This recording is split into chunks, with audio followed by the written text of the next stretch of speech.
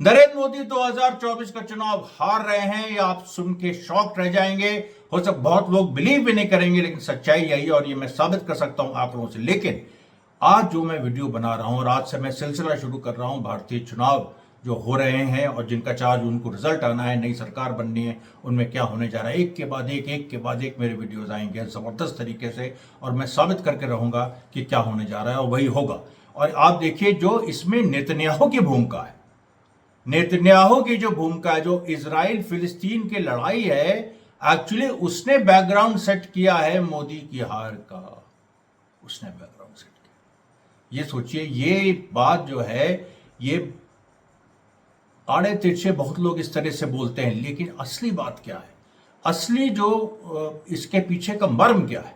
देखिए बहुत सीधी सी बात है, नरेंद्र मोदी जो सत्ता में 2014 में आए, वो सत्ता में इजराइल की मदद से आए और इजराइल की मदद से वो इस तरह से आए कि इसके पहले आप देखिए जो हेमंत करकरे वाला केस, मालेगांव ब्लास्ट, जिसमें उन्होंने साध्वी प्रज्ञा ठाकुर और राजकुमार पुरोहित, इस तरह के जो कुछ राइट विंग आर्मी ऑफिसर्स थे और साध्वी प्रज्ञा जैसे राइट विंग फोर्सेस जो बम ब्लास्ट कर रहे थे और मुसलमानों पे ब्लेम डलवा रहे थे, जब उनको हेमंत करकरे ने पकड़ा और जब पूरा एक ये संघीय आतंकवाद का जो पूरा एक चीज सामने आई, तो उसमें पता चला इजराइल की फंडिंग थी उसमें शुरू में यही तो था ना। अभी भी चार्जशीट जो है, साध्वी प्रज्ञा एमपी हो गई, इस बार टिकट नहीं मिला उनको, फिर जेल जाएंगी, लेकिन उसमें पूरा इजराइल की भूमिका, इजराइल ने कहा था कि 2021 तक यहां पर सशस्त्र क्रांति हो जाएगी, एक कू हो जाएगा, संविधान खत्म कर दिया जाएगा, आर्मी वगैरह इसमें टेक ओवर कर लेंगी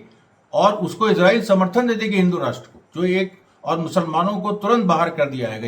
ये प्लानिंग थी जो 2008 में करकरे ने खोली। उसके बाद जब वो खुल गई बात, तो फिर उससे बीजेपी पीछे हट गई, आरएसएस पीछे हट गई और उसमें फिर दूसरी डील हुई और दूसरी डील के पीछे जो डोवल, जो नेशनल सिक्योरिटी एडवाइजर हैं, उनकी भूमिका, जो खुद इजराइल से बहुत क्लोज है और इजराइल को अभी जब पूरे ये वॉर चल रही है, इस दौरान वो इजराइल में कई मतलब एक बार तो कम से कम हम लोग को पता है कि वो उनका एक विजिट भी हो चुका है।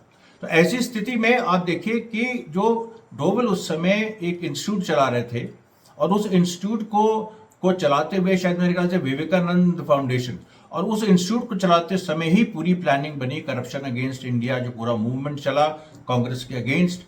और उसके बाद जो इजराइल ने जो पैसा डाला जिस तरीके, और इजराइल तो बहुत बड़ा फंड मोबिलाइजर है, अपना पैसा डाला कहीं से भी, भाई दुनिया में फाइनेंस कैपिटलिज्म का वो एक तरह का स्तंभ है अमेरिका के बाद इजराइल। और भारत के अंदर उसकी जड़ें बहुत गहरी हैं, क्योंकि 1991 के बाद, 1991 तक भारत इजराइल को रिकग्नाइज नहीं करता था। उसके बाद नरसिम्हा राव की सरकार ने सबसे पहले इजराइल को रिकग्नाइज किया, फिर धीरे धीरे यहाँ पर मोसाद का एक रोल बढ़ने लगा और अंत में आते आते आतंकवादी हमलों में, इनफैक्ट जो 26/11 हुआ था उसमें मोसाद की भूमिका, इस बारे में अभी भी देखिए कुछ कांग्रेस के लोगों ने सवाल इस पे उठाया है कि करकरे की मौत कैसे हुई, उनको कसाब ने मारा कि उनको जो कुछ इजराइल के पेरोल में मुंबई पुलिस के लोग हैं उन्होंने मारा। ये भी देखिए सवाल उठाए, ये अलग से हम इस पर डील करेंगे। लेकिन अभी देखिए नेतन्याहू के सपोर्ट से 2014 में मोदी जीते थे और उसके एक और उनका जो दोस्त था जो 2016 में सत्ता में आ गया था,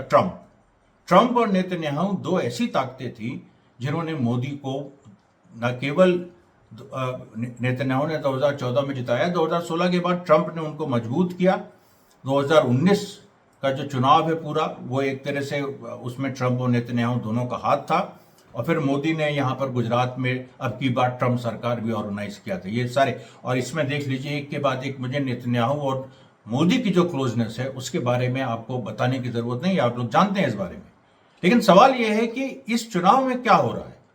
इस चुनाव में यह हो रहा है कि क्योंकि इजराइल पैलेस्टाइन में फंसा हुआ है, गाजा में पूरी जो लड़ाई चल रही है उसमें इजराइल फंस गया है और उसके बारे में अब हम लगातार आपको बता रहे हैं। आज भी हम इस वीडियो के बाद जो पैलेस्टाइन जो स्पेशल रोज हम देते हैं आपको, वो भी देंगे और उसमें हम और डिटेल बताएंगे कि राफा में क्या हो रहा है, जो पूरी तरीके से इजराइल फंस गया है पूरा। अच्छा, और फंस गया है मतलब जो जंग के मैदान में फंस गया है वो तो है ही, जो डिप्लोमेटिकली आइसोलेट हो गया। देखिए इस बात को समझिए, जो डिप्लोमेटिकली आइसोलेट हो गया, दुनिया भर में जो यूरोपियन नेशंस हैं, जो इवन अमेरिका इस समय, क्योंकि स्टूडेंट प्रोटेस्ट इतने ज्यादा चल रहे हैं, वहां पर बाइडेन डिफेंसिव हो गया है, ट्रंप सत्ता में नहीं है, और अभी जो इस साल के अंत में इलेक्शन होना है, वो तो अंत में होना ना, वहां क्या तय होगा क्या नहीं होगा अभी से वहां ये क्लैरिटी नहीं है। तो इसीलिए ट्रंप भी उस तरीके से, अच्छा ट्रंप के पास उस तरीके की पावर इस समय नहीं है, और ट्रंप तो बाइडेन पे हमला कर रहा है, अपने इलेक्शन की ही उसको पड़ी है। अभी वो मोदी की मदद वो उस तरह से नहीं कर सकता। तो एक ही आदमी रह गया ना, नेतन्याहू, और नेतन्याहू के लिए मोदी ने सारे रास्ते खोल दिए थे। देखिए जब 7 अक्टूबर हुआ तो भारत की विदेश नीति मोदी नहीं बदल सकते, वो तो देखिए सिस्टम का पार्ट है, वो ब्यूरोक्रेसी का उसमें बहुत बड़ा रोल है। Jaishankar external affairs minister JNU के थोड़ा लेफ्ट बैकग्राउंड के, इसीलिए बनाए भी गए एक्सटर्नल अफेयर्स मिनिस्टर, ताकि जो फॉरेन पॉलिसी है उसमें मोदी उस तरह से इंटरफियर नहीं कर पाए। लेकिन मोदी की पर्सनल दोस्ती इतनी थी कि उन्होंने सीधे हमास को कंडेम किया और कहा इजराइल को कि हम आपके साथ हैं। हालांकि उसके बाद जो 12 दिसंबर 2023 को जो यूएन सिक्योरिटी काउंसिल में जो रेजोल्यूशन था उस सीज फायर का, उसमें भारत ने इजराइल के खिलाफ वोट किया, वो करना था। और जयशंकर हर जगह कह रहे हैं कि भारत 2 स्टेट सोल्यूशन के साथ है। लेकिन जो अडानी की जो फैक्ट्री हैदराबाद में, जो एल्बिट सिस्टम इजराइल के साथ मिल के बनी, और वहां से जो ड्रोन्स इजराइल भेजे गए, वो कहानी खुली। और एक दूसरी रिपोर्ट अभी छपी है कि जो एक पब्लिक सेक्टर कंपनी है munitions private limited, munitions limited of India, public sector company, जो कम से कम 12 ऑर्डिनेंस जो फैक्ट्रीज हैं उनको मिलके जो एक पब्लिक सेक्टर, करीब 9 इस तरह की public sector companies defence sector में जो बनाई गई है, उसने भी जनवरी 2024 में और फिर अप्रैल 2024 में दोबारा, पहली बार जनवरी 2024 में उसने बकायदा लाइसेंस लेके जो फॉरेन ट्रेड का जो डायरेक्टरेट है उससे, हालांकि जो म्यूनिशंस की जो फैक्ट्रीज हैं वो अगर कुछ एक्सपोर्ट करती हैं तो उनको डिपार्टमेंट ऑफ डिफेंस से उनको लाइसेंस मतलब मांगना पड़ता है कि भाई हम किसी और देश में हम इस तरह से हथियारों को बनाती हैं चीज़ें, म्यूनिशन वगैरह, हम वो एक्सपोर्ट कर सकते हैं। लेकिन इस केस में डायरेक्टरेट ऑफ फॉरेन ट्रेड ने उनको लाइसेंस दिया, और उस लाइसेंस में क्या था कि उसमें ये है, वो डुअल यूज है कि उसमें कोई हथियारों के लिए हम नहीं कर रहे हैं, हम बल्कि नॉन मिलिट्री यूजेस के लिए हम इन सब चीज़ों को दे रहे हैं जो एक्चुअली हथियार बनाने के काम आती है। ये बात जो देखिए खुल गई है कि पब्लिक सेक्टर एक कंपनी, भारत की पब्लिक सेक्टर ऑर्डिनेंस कंपनी, उसने भी इजराइल को हथियार एक्सपोर्ट किए, इस समय किए जब फिलिस्तीन और इजराइल में युद्ध चल रहा है जीने मरने का, और भारत फिलिस्तीन के साथ है। ये बात कई बार सामने आ चुकी है, और किसी भी स्टेटमेंट में खुल के इन्होंने पैलेस्टीन कॉज को मोदी अटैक नहीं कर पाए। लेकिन देखिए पब्लिक सेक्टर कंपनी, एक जो अडानी ने किया वो अलग है, पब्लिक सेक्टर कंपनी जिस तरह से इजराइल को हथियार दे रही है वो बात खुल गई। और अभी जनवरी में भेजे, और 2024 अप्रैल में उसने फिर से अप्लाई किया है लाइसेंस की, और वो भी फॉरेन डायरेक्टरेट से, जो फॉरेन एक्सपोर्ट डायरेक्टरेट है। तो ये सब, और ये देखिए डिपार्टमेंट ऑफ डिफेंस तो मना कर देता ना, क्योंकि डिपार्टमेंट ऑफ डिफेंस के ऊपर बहुत सारी जिम्मेदारियां, वो उस तरह के रूल्स वो बाईपास नहीं कर सकता है। लेकिन जो डायरेक्टरेट ऑफ फॉरेन ट्रेड है वो कर सकता है, उसने किया। अब आप ये बताइए कि जब इतनी क्लोजनेस है तो नेतन्याहू जो एक मोबिलाइजेशन करते मोदी के लिए, अब उसके बारे में आपको बताता हूं। 2014 में नेतन्याहू ने किस तरीके से एक पूरी इस तरह की टीमें भेजी, सोशल मीडिया जो पूरा था वो संभाला, जो अमेरिका में जो लॉबिंग थी, एक समय जब जब हालत थी कि उस समय देखिए ओबामा प्रेसिडेंट थे 2014 में, और नरेंद्र मोदी ने सुब्रमण्यम स्वामी से कहा था, क्योंकि ओबामा का मोदी से कोई भी अच्छा रिश्ता नहीं था, बिल्कुल अच्छा रिश्ता नहीं था। ओबामा ने कई बार, एक जो गुजरात के सीएम थे तो इनडायरेक्टली कई बार क्रिटिसाइज भी किया था। तो मोदी ने सुब्रमण्यम स्वामी से इस बारे में बात की थी कि वो ओबामा से उनके लिए बात करे कि भाई, अब जिस समय मोदी चीफ मिनिस्टर थे गुजरात के, कि उनको वीज़ा नहीं मिल रहा था अमेरिका का। और 2008 में ओबामा प्रेसिडेंट बन गए थे यूएसए के। तो सुब्रमण्यम स्वामी से उन्होंने कहा, सुब्रमण्यम स्वामी ने बात भी की ओबामा से, लेकिन वो बात बन नहीं पाई। 2014 में ओबामा प्रेसिडेंट और नेतन्याहू, क्योंकि भाई अमेरिका से कितना, अमेरिका पर इजराइल का कितना होल्ड है वो तो हमको आज पता चल रहा है ना। कि आप सोचिए पूरा अमेरिकन एस्टैब्लिशमेंट जो है वो किसी भी हद तक जाने को तैयार है, अपने छात्रों का दमन करने के लिए तैयार है, अपने प्रोफेसर्स को जेल भेज रहा है। अमेरिका में 200 साल की जो फ्रीडम की लेगेसी है, जो डेमोक्रेटिक राइट्स की लेगेसी, उसको खत्म कर रहा है जूइश लॉबी के कहने पे। तो सोचिए कितना होल्ड है। तो ओबामा जितना भी लिबरल हो, लेकिन वो भी इस जूइश लॉबी के प्रभाव से मुक्त नहीं था। और उसको जो ओबामा को जो सपोर्ट में लाया गया कि 2014 में नरेंद्र मोदी को प्रधानमंत्री बनने दो, क्योंकि देखिए क्या है असलियत। 2014 में जो majority BJP lie, BJP was following short of 50 to 60 seats. And in fact जो अंदर की रिपोर्ट है कि करीब 80 सीट्स करीब, और उसमें जो पूरा खेल हुआ वो इंटरनेशनल। उसके बारे में देखिए, जब बीजेपी हारेगी, सत्ता से बाहर होगी, फिर सारे डिटेल्स आएंगे, वो हम आपको बताएंगे। लेकिन अभी के लिए ये बहुत जरूरी है समझना कि 2014 में जो नेतन्याहू ने ओबामा को कन्विंस किया कि मोदी को सत्ता में आने दो, वो अमेरिका के लिए बहुत अच्छा है। ओबामा की पर्सनल डिसलाइक थी, लेकिन फिर भी ओबामा को चुप रहना पड़ा, बल्कि अमेरिकन एस्टैब्लिशमेंट ने टेक ओवर कर लिया और सीआईए से लेकर तमाम फोर्सेस ने मदद की। बहुत सारी देखिए मदद होती है इस तरह की।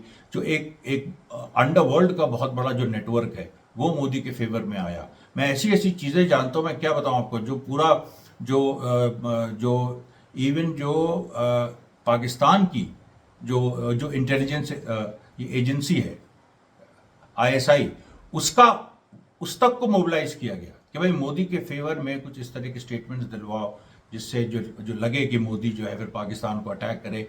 इस तरह की चीज़ें जो हैं बहुत बड़े लेवल पे मैनेज होती हैं। देखिए ऐसे नहीं होती हैं। मोदी का सत्ता में आना नॉर्मल घटना नहीं थी कि कोई ये 1977 नहीं था कि कांग्रेस के खिलाफ गुस्सा था, जनता पार्टी जो है वो सरकार में आ गई। उसमें भी लोग कहते हैं सीआईए का रोल था, लेकिन उस तरह का नहीं था जिस तरह से इस समय इस बार 2014 में जो मोदी को सत्ता में बैठाया उसमें जो नेतन्याहू का रोल था, की रोल था। और उसके बाद ट्रंप जब 2016 में सत्ता में आया तो मोदी ने फिर ट्रंप को अपने साथ किया। ट्रंप भी इस्लामोफोबिक राइट विंगर, मोदी भी इस्लामोफोबिक राइट विंगर, और इन लोगों ने मिलके जो है वो सरकार 2019 में भी बनवाई।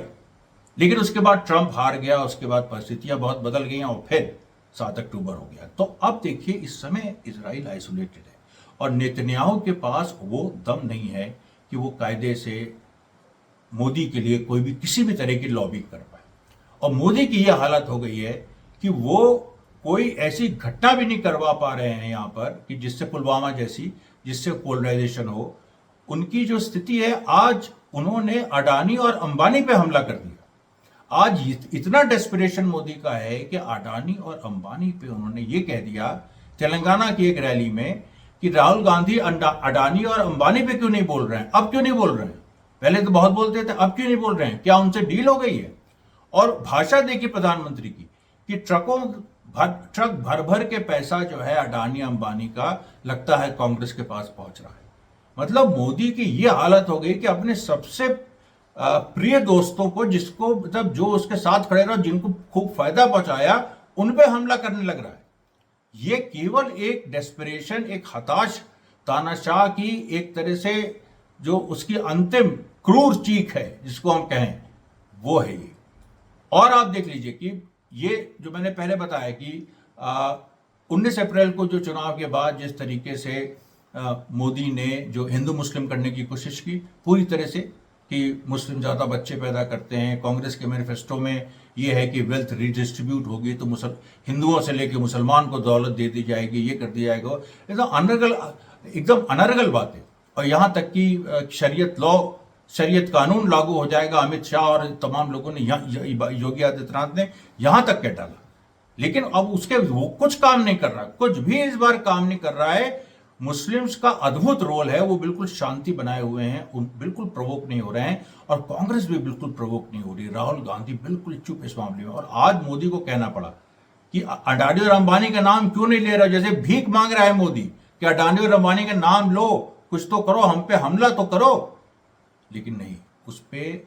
और जबकि आपको बताएं, कल राहुल गांधी ने झारखंड में एक रैली में इस बात को कहा, उन्होंने कहा कि अडानी और अंबानी की मदद मोदी करते हैं और आदिवासियों के विकास के लिए जो पैसा जो आता है वो अडानी और अंबानी को चला जाता है। और यहां तक कि कहा कि जो मिनरल्स फॉरेस्ट में हैं, जो आदिवासियों का जो प्रथम अधिकार है, जो फॉरेस्ट जो प्रोडक्ट्स है उनको वो माइनिंग के लिए अडानी और अंबानी को देते हैं, और जो कि बिल्कुल सच बात है।